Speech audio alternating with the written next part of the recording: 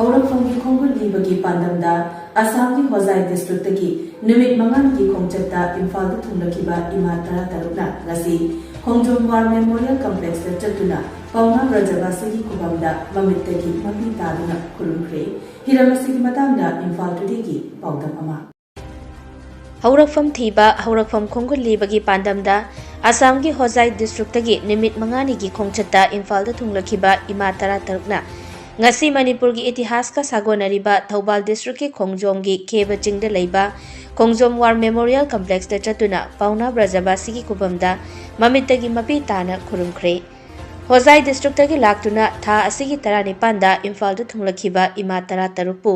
ꯉꯁꯤ ꯍꯨꯝꯅꯤ ꯁꯨꯕ ꯅꯨꯃꯤꯠꯇ ꯊꯧꯕꯥꯜ ꯗꯤꯁꯇ꯭ꯔꯤꯛ ꯌꯨꯅꯥꯏꯇꯦꯗ ꯗꯤꯚꯦꯂꯞꯃꯦꯟꯠ ꯑꯣꯔꯒꯅꯥꯏꯖꯦꯁꯟ ꯊꯧꯕꯥꯜ ꯏꯃꯥꯅ ꯑꯣꯔꯒꯅꯥꯏꯖꯦꯁꯟ ꯑꯁꯤꯒꯤ ꯋꯥꯕꯒꯥꯏꯗ ꯂꯩꯕ ꯑꯣꯐꯤꯁꯇ ꯇꯔꯥꯝꯅ ꯑꯣꯛꯈꯤ꯫ ꯇꯨꯡꯗ ꯃꯈꯣꯏꯕꯨ ꯇꯣꯉꯥꯟ-ꯇꯣꯉꯥꯟꯕ ꯇꯨꯔꯤꯁ ꯁ꯭ꯄꯣꯠꯁꯤꯡꯗ ꯄꯨꯗꯨꯅ ꯌꯦꯡꯍꯜꯂꯕ ꯃꯇꯨꯡ ꯃꯅꯤꯄꯨꯔꯒꯤ ꯑꯔꯣꯏꯕ ꯅꯤꯡꯇꯝ ꯂꯥꯟ ꯁꯣꯛꯅꯈꯤꯕ ꯃꯐꯝ ꯑꯃ ꯑꯣꯏꯔꯤꯕ ꯈꯣꯡꯖꯣꯝ ꯋꯥꯔ ꯃꯦꯃꯣꯔꯤꯌꯦꯜ ꯀꯝꯄ꯭ꯂꯦꯛꯁꯇ ꯂꯥꯛꯈꯤꯕꯗ ꯃꯐꯝ ꯑꯗꯨꯗ ꯂꯩꯔꯝꯕ ꯈꯣꯡꯖꯣꯝ ꯋꯥꯔ ꯃꯦꯃꯣꯔꯤꯌꯦꯜ ꯄꯤꯂꯔ ꯑꯃꯗꯤ ꯄꯥꯎꯅꯥ ꯕ꯭ꯔꯖꯕꯥꯁꯤꯒꯤ ꯃꯨꯔꯇꯤ ꯎꯕꯗ ꯏꯃꯥ 13ꯅ ꯃꯃꯤꯠꯇꯒꯤ ꯃꯄꯤ ꯇꯥꯅ ꯈꯨꯔꯨꯝꯈꯤ꯫ ꯑꯄꯨꯟꯕ ꯃꯩꯔꯥ ꯄꯥꯏꯕꯤ ꯂꯨꯞ ꯍꯣꯖꯥꯏ ꯗꯤꯁꯇ꯭ꯔꯤꯛꯀꯤ ꯄ꯭ꯔꯁꯤꯗꯦꯟꯠ ꯕ꯭ꯔꯍ꯭ꯃꯆꯥꯔꯤꯃꯌꯨꯝ ꯄꯗꯃꯥꯕꯇꯤ ꯁꯣꯔꯃ, vice president Karuna, assistant secretary ꯍꯦꯃꯥꯅ ꯂꯨꯆꯤꯡꯗꯨꯅ ꯂꯥꯛꯈꯤꯕ ꯏꯃꯥ 13 ꯑꯗꯨꯒꯤ ꯉꯁꯤ ꯋꯥꯕꯒꯥꯏꯗ ꯊꯧꯕꯥꯜ ꯏꯃꯥꯅ ꯑꯣꯛꯄꯒꯤ ꯊꯧꯔꯝ ꯑꯗꯨꯗ ꯑꯣꯜ ꯃꯅꯤꯄꯨꯔ ꯀꯟꯕ ꯏꯃꯥ ꯂꯨꯞ ꯑꯃꯨꯜꯒꯤ president Lourembam Nganbi, Thoubal district united development organisation Thoubal ꯏꯃꯥꯒꯤ ꯄ꯭ꯔꯁꯤꯗꯦꯟꯠ ꯁꯥꯄꯝ ꯕꯤꯃꯣꯂꯥ, ꯊꯧꯕꯥꯜ ꯏꯃꯥꯒꯤ ꯃꯦꯝꯕꯔꯁꯤꯡ ꯑꯃꯁꯨꯡ ꯇꯣꯉꯥꯟ-ꯇꯣꯉꯥꯟꯕ ꯂꯨꯞ ꯀꯌꯥꯒꯤ ꯃꯤꯑꯣꯏꯁꯤꯡꯁꯨ ꯁꯔꯨꯛ ꯌꯥꯈꯤ꯫ ꯈꯣꯡꯆꯠ ꯑꯗꯨꯒ ꯃꯔꯤ ꯂꯩꯅꯅ ꯑꯄꯨꯟꯕ ꯃꯩꯔꯥ ꯄꯥꯏꯕꯤ ꯂꯨꯞ ꯍꯣꯖꯥꯏ ꯗꯤꯁꯇ꯭ꯔꯤꯛꯀꯤ ꯄ꯭ꯔꯁꯤꯗꯦꯟꯠ ꯕ꯭ꯔꯍ꯭ꯃꯆꯥꯔꯤꯃꯌꯨꯝ ꯄꯗꯃꯥꯕꯇꯤꯅ ꯍꯥꯏꯈꯤꯕꯗ ꯍꯧꯔꯛꯐꯝ ꯈꯣꯡꯒꯨꯜꯂꯤꯕ ꯂꯥꯛꯄꯗ ꯉꯁꯤꯗꯤ ꯄꯥꯎꯅꯥ ꯕ꯭ꯔꯖꯕꯥꯁꯤꯒꯤ ꯈꯨꯕꯝꯗ ꯌꯧꯔꯛꯄ ꯉꯝꯖꯔꯦ꯫ ꯄꯥꯎꯅꯥꯒꯤ ꯃꯐꯝꯗ ꯃꯤꯠꯀꯤ ꯄꯤꯔꯥꯡꯒ ꯂꯣꯏꯅꯅ ꯈꯨꯔꯨꯝꯖꯗꯨꯅ ꯌꯥꯝꯅ ꯍꯔꯥꯎꯅ ꯍꯣꯖꯥꯏꯗ ꯑꯃꯨꯛ ꯍꯟꯖꯈꯤꯒꯦ ꯍꯥꯏꯔꯗꯨꯅ ꯉꯁꯤꯗꯤ ꯏꯕꯨꯙꯧ ꯄꯥꯎꯅꯥꯒꯤ ꯃꯅꯥꯛ ꯌꯧꯔꯛꯄꯁꯤ ꯍꯥꯏꯅꯤꯡꯉꯥꯏ ꯂꯩꯇꯅ ꯑꯄꯦꯟꯕ ꯑꯣꯏꯔꯦ ꯍꯥꯏꯈꯤ꯫ ꯍꯣꯖꯥꯏꯗꯒꯤ ꯑꯣꯏꯅ ꯑꯩꯈꯣꯏ ꯃꯦꯝꯕꯔ 13 ꯈꯛ ꯑꯩꯈꯣꯏ ꯁꯦꯝꯖꯔꯒ ꯃꯅꯤꯄꯨꯔ ꯁꯅꯥ ꯂꯩꯕꯥꯛꯇ ꯑꯩꯈꯣꯏ ꯂꯦꯡꯕꯤꯔꯛꯇꯨꯅ ꯉꯁꯤ ꯅꯨꯃꯤꯠ 9 ꯁꯨꯕ ꯅꯨꯃꯤꯠꯅꯤ꯫ ꯑꯩꯈꯣꯏ ꯅꯨꯃꯤꯠ 5ꯅꯤꯒꯤꯗꯃꯛꯇꯅꯤ ꯑꯩꯈꯣꯏꯅ ꯂꯥꯛꯂꯤꯕꯁꯤ꯫ ꯉꯁꯤ ꯊꯧꯕꯥꯜ ꯗꯤꯁꯇ꯭ꯔꯤꯛꯀꯤ ꯏꯃꯥꯁꯤꯡꯅ ꯑꯩꯈꯣꯏꯕꯨ ꯆꯥꯛ ꯀꯧꯕꯤꯗꯨꯅ ꯆꯥꯛ ꯆꯔꯥ ꯑꯃ ꯆꯥꯃꯤꯟꯅꯔꯕꯒꯤ ꯃꯇꯨꯡꯗ ꯑꯩꯈꯣꯏꯅ ꯑꯊꯧꯕ ꯁꯤꯡꯒꯤ ꯏꯕꯨꯙꯧ ꯄꯥꯎꯅꯥ ꯕ꯭ꯔꯖꯕꯥꯁꯤ ꯕꯤꯔ ꯇꯤꯀꯦꯟꯗ꯭ꯔꯖꯤ ꯃꯈꯣꯏꯒꯤ ꯈꯨꯕꯝꯇꯕꯨ ꯊꯤꯖꯔꯨꯒꯦ, ꯏꯒꯤ ꯃꯔꯤ ꯊꯤꯔꯨꯒꯦ ꯍꯥꯏꯗꯨꯅ ꯑꯩꯈꯣꯏꯅ ꯃꯐꯝ ꯑꯁꯤꯗ ꯑꯩꯈꯣꯏ ꯂꯥꯛꯄꯅꯤ꯫ ꯉꯁꯤ ꯃꯐꯝ ꯑꯁꯤꯗ ꯏꯃꯥꯁꯤꯡꯅ ꯄꯨꯕꯤꯔꯛꯇꯨꯅ ꯉꯁꯤ ꯏꯕꯨꯙꯧ ꯄꯥꯎꯅꯥ ꯕ꯭ꯔꯖꯕꯥꯁꯤꯒꯤ ꯃꯐꯝ ꯌꯧꯖꯔꯦ꯫ ꯊꯪꯒꯥꯜ ꯖꯦꯅꯔꯦꯜ ꯑꯗꯨꯕꯨ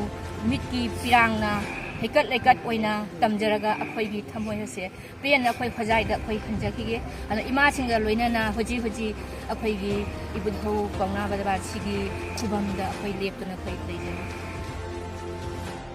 ꯍꯣꯖꯥꯏ ꯗꯤꯁꯇ꯭ꯔꯤꯛꯀꯤ ꯏꯃꯥ 13ꯄꯨ ꯈꯣꯡꯖꯣꯝꯗ ꯄꯨꯗꯨꯅ ꯂꯥꯛꯂꯤꯕꯤ ꯑꯣꯜ ꯃꯅꯤꯄꯨꯔ ꯀꯟꯕ ꯏꯃꯥ ꯂꯨꯞ ꯑꯃꯨꯜꯒꯤ ꯄ꯭ꯔꯁꯤꯗꯦꯟꯠ ꯂꯧꯔꯦꯝꯕꯝ ꯉꯥꯟꯕꯤꯅ ꯍꯥꯏꯈꯤꯕꯗ ꯍꯣꯖꯥꯏꯗꯒꯤ ꯂꯥꯛꯂꯤꯕ ꯃꯈꯣꯏ 13 ꯑꯁꯤ ꯃꯅꯤꯄꯨꯔꯒꯤ ꯑꯔꯣꯏꯕ ꯂꯥꯟꯐꯝ ꯑꯣꯏꯔꯤꯕ ꯃꯐꯝ ꯑꯁꯤꯗ ꯄꯨꯔꯛꯇꯨꯅ ꯃꯐꯝ ꯑꯁꯤꯒꯤ ꯋꯥꯔꯤ ꯈꯪꯅꯅꯕ ꯍꯥꯏꯗꯨꯅ ꯄꯨꯔꯛꯄꯅꯤ꯫ ꯍꯌꯦꯡꯅ ꯁꯅꯥꯃꯍꯤ ꯀꯤꯌꯣꯡ ꯑꯃꯗꯤ ꯃꯥꯔꯖꯤꯡꯅꯆꯤꯡꯕ ꯃꯐꯝꯁꯤꯡꯗ ꯄꯨꯗꯨꯅ ꯌꯦꯡꯍꯟꯒꯅꯤ ꯍꯥꯏꯔꯗꯨꯅ ꯃꯇꯝ ꯑꯃꯒꯤ ꯑꯋꯥꯒꯤ ꯃꯤꯑꯣꯠ ꯃꯤꯅꯩꯗ ꯈꯥꯡꯕ ꯉꯝꯗ꯭ꯔꯗꯨꯅ ꯆꯦꯟꯈꯤꯕ ꯆꯣꯏꯖꯥꯏꯅꯅ ꯂꯩꯈ꯭ꯔꯕ ꯑꯩꯈꯣꯏꯒꯤ ꯏꯒꯤ ꯃꯔꯤꯁꯤꯡ ꯑꯁꯤꯅ ꯃꯈꯣꯏꯒꯤ ꯍꯧꯔꯛꯐꯝ ꯊꯤꯔꯛꯄ ꯑꯩꯈꯣꯏꯅꯁꯨ ꯏꯒꯤ ꯃꯔꯤ ꯊꯤꯗꯨꯅ ꯑꯄꯨꯟꯕꯒꯤ ꯄꯥꯡꯒꯜ ꯑꯃ ꯁꯥꯒꯠꯄ ꯃꯊꯧ ꯇꯥꯔꯛꯄ ꯃꯔꯝꯅ ꯉꯁꯤꯒꯤ ꯈꯣꯡꯆꯠ ꯑꯁꯤ ꯁꯤꯟꯖꯕꯅꯤ ꯍꯥꯏꯈꯤ꯫ ꯃꯅꯤꯄꯨꯔꯗ ꯂꯩꯔꯤꯕ ꯑꯩꯈꯣꯏꯒꯤ ꯋꯥꯔꯒꯤ ꯃꯐꯝ ꯑꯣꯏꯔꯤꯕ ꯄꯥꯎꯅꯥ ꯕ꯭ꯔꯖꯕꯥꯁꯤꯅ ꯊꯋꯥꯏ ꯈꯨꯕꯥꯛꯇ ꯍꯥꯞꯄ ꯀꯥꯟꯗ ꯅꯣꯡꯃꯩ ꯆꯤꯡꯗꯣꯟꯒꯤ ꯃꯃꯥꯡꯗ ꯊꯥꯡꯅ ꯖꯒꯣꯏ ꯁꯥꯔꯀꯥꯟꯗ ꯊꯋꯥꯏ ꯊꯥꯈꯤꯕ ꯃꯐꯝ ꯑꯁꯤ ꯄꯨꯗꯨꯅ ꯌꯦꯡꯍꯟꯕ ꯂꯥꯛꯏꯕꯅꯤ꯫ ꯑꯗꯨꯒ ꯉꯔꯥꯡꯅ ꯑꯩꯈꯣꯏ ꯃꯣꯏꯔꯥꯡꯗ ꯑꯗꯨꯒ ꯁꯦꯟꯗ꯭ꯔꯥꯗ ꯂꯣꯛꯇꯥꯛ ꯌꯦꯡꯍꯟꯗꯨꯅ ꯑꯗꯒꯤ ꯑꯩꯈꯣꯏ ꯊꯥꯡꯖꯤꯡ ꯈꯣꯏꯔꯝꯍꯟꯗꯨꯅ ꯑꯩꯈꯣꯏꯒꯤ ꯃꯅꯤꯄꯨꯔꯒꯤ ꯑꯣꯏꯕ ꯍꯤꯁꯇꯣꯔꯤꯀꯦꯜꯒꯤ ꯑꯣꯏꯕ ꯑꯗꯨꯒ ꯁꯉꯥꯏ ꯏꯊꯤꯅꯤꯛ ꯄꯥꯔꯛ ꯍꯥꯏꯔꯤꯕ ꯃꯐꯝꯗꯨꯁꯨ ꯑꯩꯈꯣꯏꯒꯤ ꯕꯤꯁꯦꯝꯄꯨꯔ ꯗꯤꯁꯇ꯭ꯔꯤꯛꯇ ꯂꯩꯕꯗꯨꯁꯨ ꯌꯦꯡꯍꯟꯖꯔꯀꯥꯟꯗ ꯍꯌꯦꯡꯅ ꯑꯩꯈꯣꯏ ꯃꯐꯝ ꯀꯩꯅꯣꯗ ꯑꯩꯈꯣꯏꯒꯤ ꯃꯥꯔꯖꯤꯡ ꯑꯗꯨꯒ ꯑꯇꯣꯞꯄ ꯀꯩꯅꯣꯒꯤ ꯑꯩꯈꯣꯏꯒꯤ ꯁꯅꯥꯃꯍꯤ ꯀꯤꯌꯣꯡ ꯑꯟꯗ꯭ꯔꯣ ꯑꯁꯤꯅꯆꯤꯡꯕ ꯃꯌꯥꯝꯁꯦ ꯑꯩꯈꯣꯏ ꯌꯦꯡꯍꯟꯅꯕꯒꯤ ꯄ꯭ꯂꯥꯟꯗꯨ ꯂꯩꯖꯩ꯫ ꯑꯗꯨꯅ ꯑꯩꯈꯣꯏꯅ ꯉꯁꯤꯁꯤ ꯑꯪꯀꯤꯟꯅ ꯑꯩꯈꯣꯏꯒꯤ ꯗꯤꯁꯇ꯭ꯔꯤꯛ 10ꯗ ꯂꯩꯔꯤꯕ Thawal Ima Bishenpurgi district ki Anun aduga Nongkok Lengak aduga Nongtublamda leiriba aikoigi Nimpal Assembly da loina haira kansida aikoina magi troop singsida aikoina unajana han bagi thaba amakan sathajari aduga aikoigi hairiba mioi singsi karigi damakta aikoina asuk yamna thawai yangna u ibano haiba taragadi makoisi aikoina matam amada sahi tare khuntak paina khangnaba Brahmana Myanmar nam Manipur bu ot nairаканда Manipurgi tu cholaba mioi sing mapangan cholaba mioi sing angang nupi angang khaktana ka amado hoijalakanda umoro kharakanda adugumba maithiba pihiba sahi tare khuntakpa aduga loinana aikoigi mioi sing bu manada makhubakta yaina lenga ga purakanda otkhiba mioi mi aduda chiengiba aduda leiba ngamdadana chiengiba mioi singdubu aikoina igi mari thirakanda makoina su aigi makoigi igi mari thirakpa aikoina su igi mari thirakanda aikoi Manipur haibasida chatkriba Manipur dagi thokriba igi mari singa se maitei masa singse amuktang punna ningkha tamba pamba minai oiba pamdaba jati ni haibadu khanghanabagi damakta apunba ihau ama sagatpagi aikoida adugumba sa ama leijai aduna hairiba pochida laiba khudingmak aikoina mapalomdagi lakpobu oiro aikoina sondabu chapo oiro phajana dinarakanda aikoigi amatang khaptang oiba aikoigi malem sida manaba khunai ama porakpada aikoigi saruk yaminanabagi damakta punsinna janaba thawrang adu sinjabani haido Hozai ki ima tara tarakpu taram okpada achauba thaudang lauriba Thawbal Imagi President Sapam Bimolana haikibada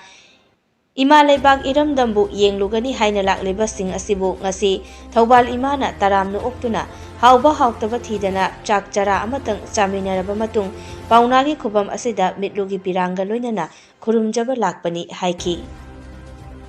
Kasar laiba Hozai dagi lakpai silinau sing asi numi mangani sure sana laiba numi mangani gi khongchatta lakpani adu akhoi silinau sing se sana laiba Manipur maramdam yengani haina lakpa je ngasi Thawbal district ki United Women Development Organization amadi Kaksing district na punsan jereraga sak chara ama samin nareraga adugumba athauba sing mafamda akhoi gi hikal hailei tamjadragasu thamoi dagi tarakwa akhal khonjel na ipa ipu singdubu athauba singsubu khuramjaba amadi loina na adugumba akhoi sigumba se amukta udiba sana leiba Manipur se yengane na lakwa Hozai ima singa Thawbal district ima singa amadi masala ima amadi uncle gi ima ibel mayanga punna akhoi ngasigi asigumba festing ase pakthok jabani